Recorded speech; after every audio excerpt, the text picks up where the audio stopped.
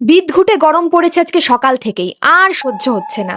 তাই সকাল সকালই স্নান করে পুজোটাও সেরে নিলাম। সকালের মেনুতে আজকে বেগুন সিদ্ধ, পেঁপে সিদ্ধ আর উচ্ছের তরকারি, এই তিনটের একটাও আমার পছন্দের না। অন্তত এভাবে তো ভালো লাগে না, ভাজা হলে তাও ঠিক আছে, কিন্তু কিছুই করার নেই, ওটাই খেতে হলো, কারণ আর কোনো অপশন ছিল না। খেয়ে উঠে বসেছিলাম পড়তে, এর মধ্যে আমার মা ডাকলো একটুখানি বাটনা বেটে দিতে। বিকালে বানিয়েছে পাকা কলা দিয়ে বড়া। এইরকম বড়াগুলো আমার বেশ ভালোই লাগে, কিন্তু প্রচন্ডই গরম।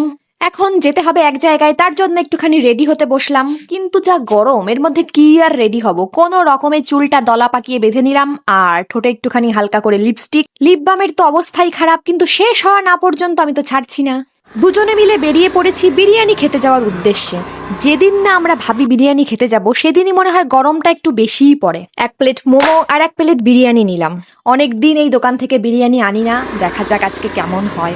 দহন জ্বালা গরম আজকে পড়েছে, বাড়ি এসে যে আমার কি অস্থির লাগছে। ড্রেসটা চেঞ্জ করার পর একটু ঠিক লাগছে, কতদিন ধরে যে আর এই গরম থাকবে আর ভাল লাগছে না। হাত মুখ ধুয়ে আসার পরে একটুখানি ফ্রেশ লাগছে। এবার আমার মনের মধ্যে চলছে কতক্ষণে খাবো। যতক্ষণে না খাবো আমার মনের মধ্যে তো আকুপাকু করবে। আর বহুদিন হয়ে গেছে আমি মোমো খাই। এক্সপেকটেশন তো জিরো ছিল, কিন্তু মোমোটা ভীষণ টেস্টি আর বিরিয়ানিটাও দারুণ, মানে আমার ভাবনার বাইরে এত ভালো হয়েছে।